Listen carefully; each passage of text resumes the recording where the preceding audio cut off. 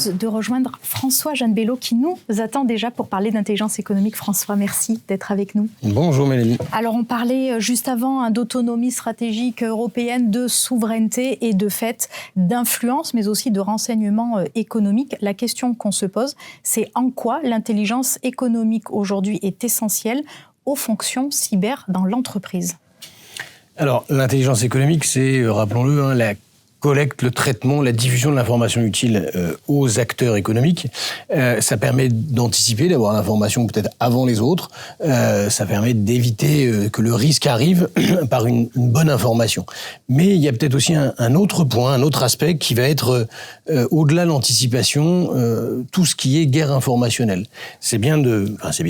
Subir une attaque cyber, c'est une chose. Subir une attaque informationnelle doublée de cette attaque cyber, c'est autre chose. Et on a même d'ailleurs des cas, je crois, où des entreprises ont eu des attaques informationnelles sans l'attaque cyber, on fait croire que, et ça fait aussi mal finalement. Donc en fait, il y a vraiment les deux aspects en termes informationnels sur lesquels il va falloir se battre, sur lesquels il va falloir se préparer en tout cas. Souvent, au niveau national, voire même européen, on avait cette approche plutôt défensive. Aujourd'hui, on aspire, on prône à une approche qui soit plus offensive. Comment est-ce qu'on passe de cette stratégie plutôt réactive à quelque chose de plus offensif ? Pour être offensif, il faut être le premier. Souvent, il faut ne pas subir, effectivement, c'est-à-dire ne pas attendre d'être attaqué. En termes informationnels, ça veut dire quoi ? Ça veut dire ne pas réagir. Parce que celui qui réagit, il est toujours en réponse à, il se justifie, donc déjà il est dans une position un petit peu d'aveu de faiblesse. Si on communique avant, si on occupe le territoire informationnel avant avec un certain nombre d'informations, ça peut être très utile. Je peux vous donner un exemple d'une entreprise qui a subi une attaque informationnelle. La véracité du propos ne tient même pas d'ailleurs, savoir si c'est véritable ou pas, c'est pas le sujet. Le problème, c'est qu'ils ont une attaque informationnelle sur un aspect technique de leur entreprise.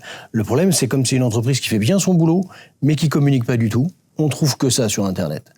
Et plus largement en source ouverte. Donc déjà anticiper, occuper le terrain informationnel par la diffusion d'informations positives, neutres, peut-être un peu négatives également, pour que une information mauvaise qui puisse arriver sur le terrain, elle soit déjà amortie par un certain nombre d'informations. En fait, il faut tout simplement occuper la place. Occuper le terrain. Comment est-ce qu'on peut mieux muscler ces outils pour cartographier les écosystèmes informationnels d'influence dans lesquels évolue l'entreprise ?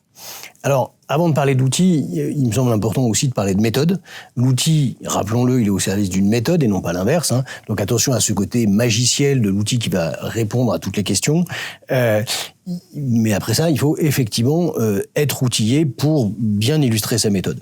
Les outils, il y en a plein aujourd'hui qui permettent de mieux comprendre, de mieux cartographier, de mieux prendre la place.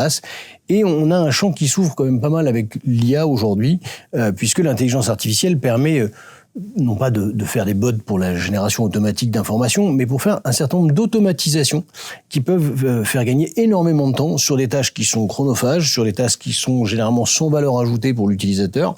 Donc là, il y a pas mal d'outils qui sont en train de se mettre en place, ou qui existent déjà, qui évoluent très très vite, effectivement, pour être plus efficaces. Est-ce qu'on a des outils européens ? Oui, on a la chance, en plus même des outils français, d'avoir des très beaux éditeurs de logiciels en France, notamment sur le sujet de l'intelligence économique, de la cartographie, de la veille, du monitoring. Pas toujours retenu d'ailleurs par les instances publiques. Mais voilà, les outils existent, les éditeurs existent, donc il n'y a plus qu'à leur faire confiance. Il n'y a plus qu'à, on le disait précédemment. Merci François d'avoir été notre invité, de nous avoir éclairé sur le sujet de l'intelligence économique. Merci Mélanie.